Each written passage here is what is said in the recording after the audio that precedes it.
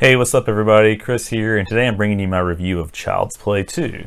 So if you're just jumping into this, I am making an effort to review every Child's Play movie, of which there are 7, prior to the release of the reboot, which is coming next month. And I think it's June 20th, June 21st, something like that. So I did review the original Child's Play, the 1988 film, yesterday, and posted that review, so check that out if you haven't seen it yet.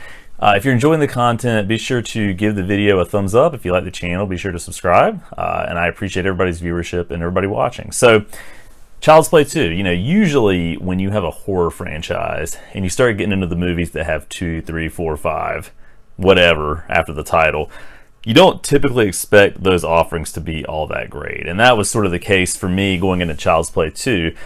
I had maybe seen bits and pieces of this on TV over the years, but I had never seen it in its entirety, so I didn't really know what to expect from it. Shockingly, it's a pretty good horror movie. I think as far as follow-ups go, it's actually one of the better follow-ups to a mainline horror franchise that I can remember. I think the follow-up to the original Halloween, Halloween 2, was actually a pretty good follow-up that's been kind of underrated a little bit. And maybe even the second Friday the 13th movie is sort of up there, but this is surprisingly good. Now, I will say it's not nearly as good as the first movie. Well, I should say just not as good. I wouldn't say nearly as good even. It's actually kind of close in a lot of ways.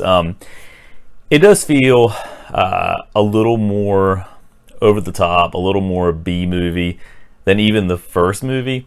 There was something about the first movie that, as I mentioned in my previous review, allowed that to be sort of a lightning in a bottle event, in that it's not a perfect movie, but it just was a really cool concept executed really well. I think this movie is a really good continuation, even though at times it's just a little bit too cheesy for its own good. And again, with a movie about a killer doll that's possessed by a serial killer, how can it be too cheesy? But I think part of it for me is the framing of some of the shots. In a lot of instances, the movie kind of goes for sort of this fisheye perspective. I don't even want to say fisheye because that's not true, but it's just sort of an awkwardly angled shot that you see in some of these movies. And this is actually kind of indicative of a lot of stuff from the early 90s where things are really kind of bombastic and colorful and just a lot to process. You get that with a lot of the shots and angles that are included in this movie, but you got to give it credit where it's due. It doesn't shy away from what the first movie did, and it really just tries to be a continuation of that story. So it picks up not too long after the first movie. Andy Barclay, the kid in the first movie, is now in foster care. His mother has been taken away for psychological evaluation, understandably, because she is, telling everyone that a possessed doll is what killed all the people from the events of the first movie. Even though they don't talk about the police officer or the detective or the 2 detectives even from the first movie and what their story is with this, so that's a little bit of a plot hole, I guess, or just sort of an omission that is convenient enough to keep the story moving ahead. But at the beginning of the movie, you see the burned up, the charred Chucky doll being cleaned up by the manufacturer at the Good Guy plant, because they're trying to settle this case and sort of sweep the bad publicity under the rug, where everyone assumes that someone tampered with the doll and that it malfunctioned, and that's what caused all the issues. So they clean it up. They want to keep it in storage or keep it out of the limelight. Why they clean it up, why they decide to fix it, I don't really fully understand that. That's not explained, but you get sort of the sequence at the beginning of the movie that's almost like a Terminator being assembled, where it's polished and you've got Chucky's metal skull, the eyes being plugged back in.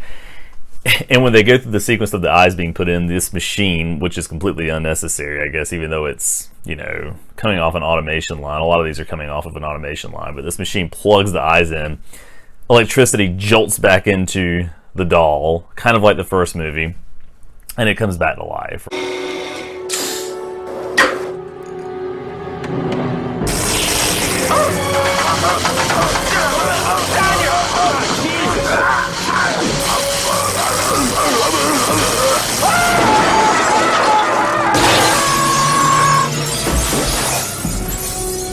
And so it eventually makes its way back to Andy, because since he is the first person that he revealed his secret to, that he is in fact a serial killer living inside the doll, according to the rules of this movie, he has to be the one to get into, or that has to be the body that the serial killer Charles Lee Ray gets into. And so that's his mission in the movie. And of course, as he gets into the foster home where Andy is being kept, a lot of ridiculousness ensues. I mean, there's a sequence where Chucky, hitches a ride on a school bus, follows him to school, kills his teacher for whatever reason, to try and get him in trouble. Well, he gets him in trouble by writing an obscenity on one of Andy's assignments that he turns in, kills the teacher in a very absurd way, as is the case with these movies.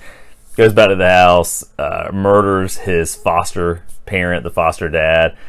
There's a scene where he hooks him while he's coming down the basement stairs, and the dad's hanging upside down. And this is sort of a rigid guy, even though he seems like a nice guy, but he's kind of rigid, and he's telling Andy to stop making up all these stories about the doll. But Chucky hooks his foot, the guy flips over and is hanging upside down, and Chucky just sort of saunters over. How's it hanging, Phil? And of course drops him, and then he breaks his neck. And it's just that kind of ridiculousness that defines the movie. And I will say that the last maybe 20 minutes of the movie is really good. It ends up back in the good guy manufacturing plant, and like the first movie, Chucky is just put through the ringer. He gets his hand pulled off at one point. He sticks a knife in the stump, so he's this knife stump wielding thing that Andy and his foster sister, I guess you would say, have to contend with. He's sent into a mechanism at the plant that causes him to melt and be torn in half, and then he gets a hose jammed in his mouth. His head explodes after filling up with air.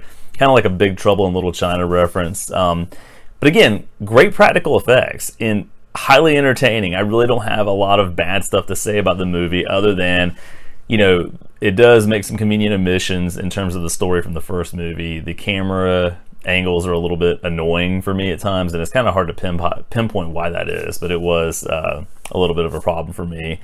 And, at times it's a little too cheesy for its own good, but again, a really entertaining story, great practical effects, a great continuation of Chucky as a character. I don't have a whole lot to complain about. So I'm going to give the sequel, Child's Play 2, a score of 7 out of 10. If you like horror movies, if you like the first movie, you should watch it. It's that entertaining. So if you've seen the movie, let me know what you think about it. If you think I'm way off base on my rating for this, let me know that too, and we can have a discussion about it. But as always, thanks for watching. Hope everybody has a great Memorial Day weekend. I'm going to be heading out of town to go to the beach, but I'll be back soon with my review of Child's Play 3. Thanks for watching.